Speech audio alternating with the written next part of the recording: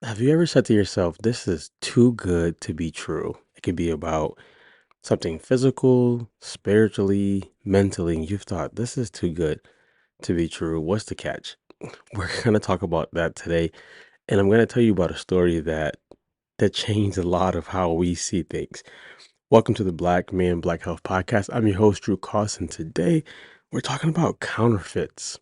Now, usually when we hear about counterfeits, it's about money, but it happens in relationships. It happens in business deals. It happens in a lot of ways. And I want to tell you a story when my wife and I went on our honeymoon. So my wife and I we got married and we had a cruise booked, which the cruise was really cool. And I think it was because we had a chance to get away, just be. We didn't have to do a lot of. We didn't do any work. Just have to go there and enjoy ourselves. And on the cruise, we went to Bahamas, and as we got on the ship, we, of course, you get like cruise type food, so it's not, it's not the greatest food, but we're grateful for what we have. And we go through the first day, and we're like, okay, that looks good, let's get that, and we're like, it's not that great. So throughout the trip, like like it's not gonna be like the greatest food, so when you have a chance to go to an excursion, you can try food where that's at. And we had some good food there. We had a burger that was like this big. It was so good and fresh. Now, with that being said, we got to the last day of the cruise and we're thinking, excuse me, we got to the last day of the cruise and we were like, okay, it's gonna be probably regular food and things like that. But when we looked, they had a spread that looked like this spread was from like Hell's Kitchen or like Hollywood or something. It was amazing, amazing. Uh, Cakes. I'm a big dessert guy. I like desserts and snacks. Cakes, uh, pies, like the steak. Everything looked so good, so good. And we're like, oh my gosh, we use this term. They saved the best for last. We use the term, and that term actually comes from like the Bible when Jesus turns water into wine, and the host says, the guest says, "Oh my gosh, you saved the best wine for last." So we're looking, and I'm like, "All right, cool." Maybe all these days they were leading us on to this one day. So I see Oreo cake, I see like strawberry cake, and I'm like, I'm about to get the Oreo cake. So I get my piece. Jamaica, my wife gets her piece, and I bite my piece, and I'm like, it's not really hitting. So I'm like, try yours, hun. And she's trying hers. She's like, that's not really hitting. Now with the cruise food, you can go back and just keep getting more, right? So it's like a buffet. Like so, you're not in this part. You're not restricted to just like one thing. So I was like, let me try another type of cake. I go and I get the second piece of cake, and it's the same, and the steak is the same as the days before. What happened? It was a counterfeit. It looked real, so it looked like it was from your favorite bakery, but it was from the freezer. It was a counterfeit. What does that have to do with life? One of the most important things that we realize in life is usually if something's too good to be true, it's probably not true. We have to realize also as a follower of Christ that when we go to follow Christ, there will be things that we don't like, things that we don't want to do. That's the whole meaning of a disciple, denying yourself, taking up your cross and following him. We want to sometimes skip all of that and just get to the good. Even when people talk about, I want to get married, I often say marriage is you willingly and knowingly accepting that you are going to be a partner with someone who has had a life of suffering and you're going to be willing to partner with that person. I, throughout the years, I've learned if you can't expect that person to change in the next 5 to 10 years when you meet them, then don't get married to them because it's a rude awakening. Usually, what we see, especially on social media, is this like relationship chasing. Like, I just want a husband, I just want a wife. not realizing that you are now cleaving to somebody, you are now dying to yourself. Now, the counterfeit of that is to do all the things without marriage. Counterfeit is also to just go into it like, if I don't like the person, I just easily get divorced. But that's not my topic for today. I'm talking about counterfeits just in general. But I want to talk about counterfeits when it comes to spiritual things today.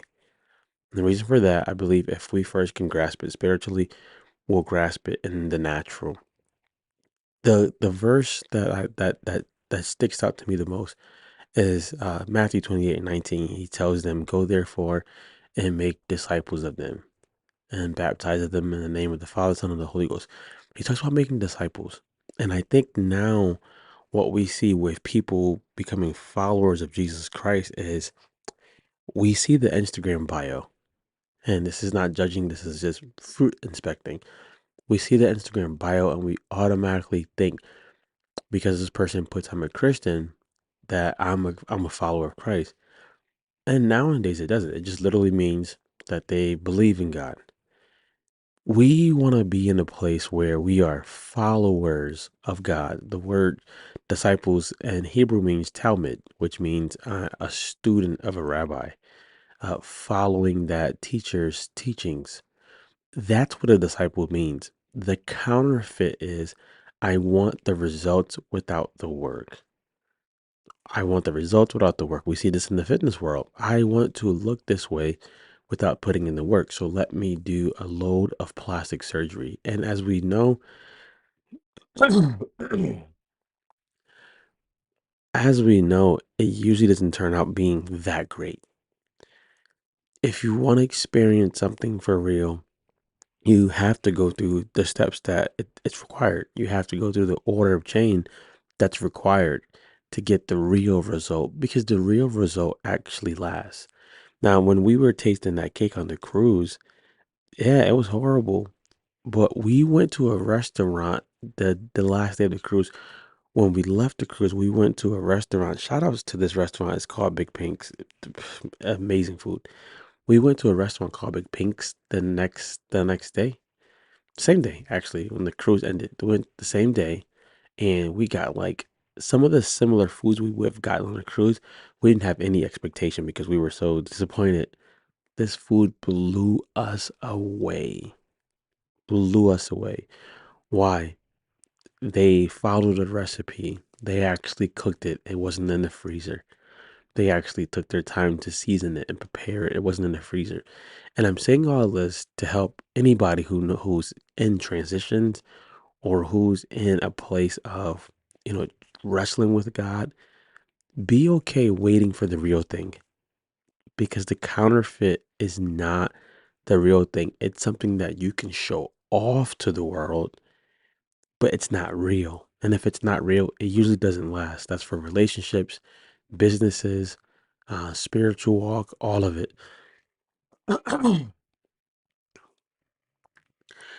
I've seen this famous guy. He said it before, so we're not ratting him out when celebrities wear fake jewelry.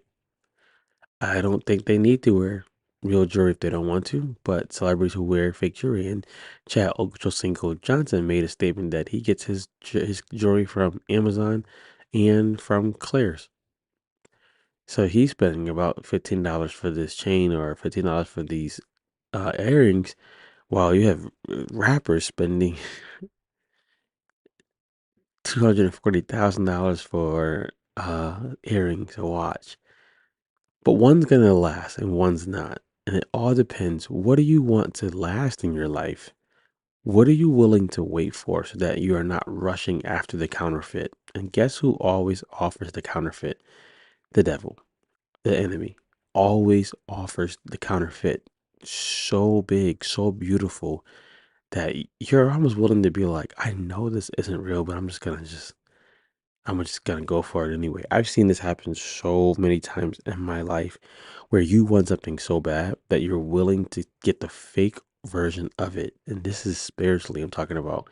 You're willing to get the fake breakthrough, the fake prayer life, the fake disciple life because you don't want to wait for the real thing. You don't want to do the work to have the real thing. But I encourage you that if you do the work, the result will last and it will be evident. You won't have to pretend.